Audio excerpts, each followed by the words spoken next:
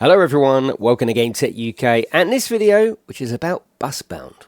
Upon my recent visit to Gamescom, I was invited by Saber to go to their business booth to look at a couple of games. The first one being Docked, which I made a video about. I will put that top right of your screen. A very interesting game. The second one was Busbound, and I was able to have hands-on with the game for around 15 minutes. Tamara, the producer, and Marlon, the lead designer, were there to show us through the game. There was a Moses setup with the trucking steering wheel, so that was really good. I couldn't capture any images or gameplay at the time because we were under embargo and told we wasn't allowed to, but at least it gave me time with the new game Busbound. I started by having a look through the buses and some of the customization features, then went in to look at some of the pre-configured routes that had been set up for the demo, and generally just took in the UI of the game.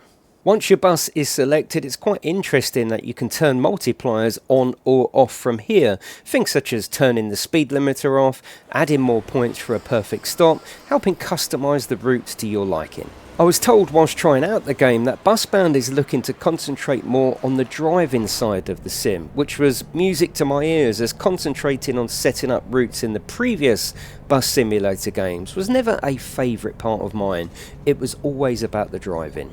You can see here that as you do things correctly, you get icons on the screen to note that the passengers are happy. A good feature, but one I hope you can turn off to maximise that sim experience. Review mirrors are a contentious subject in simulator games, especially on console where resources are, to a certain extent, limited. In Busbound, I was really impressed with the way the mirrors come into view once the indicators are activated. A very cool option, I thought, and one that I will be leaving on as default. Emberville is where the game is set, and it's a fully simulated, densely inhabited fictional town alive with traffic systems, night and day cycle, multiple weather conditions, and I think that shows here. There's lots of traffic, and my time spent in the game driving around the city, I think they've done a really great job in making it feel alive.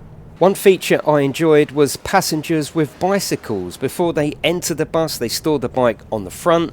I was hoping for an animation once the passengers left the bus, taking their bike off the rack, but unfortunately the bike simply disappears, but a cool addition nonetheless. The nighttime setting was really good and very immersive, and overall I was genuinely impressed with the graphics and level of roadside detail in the game.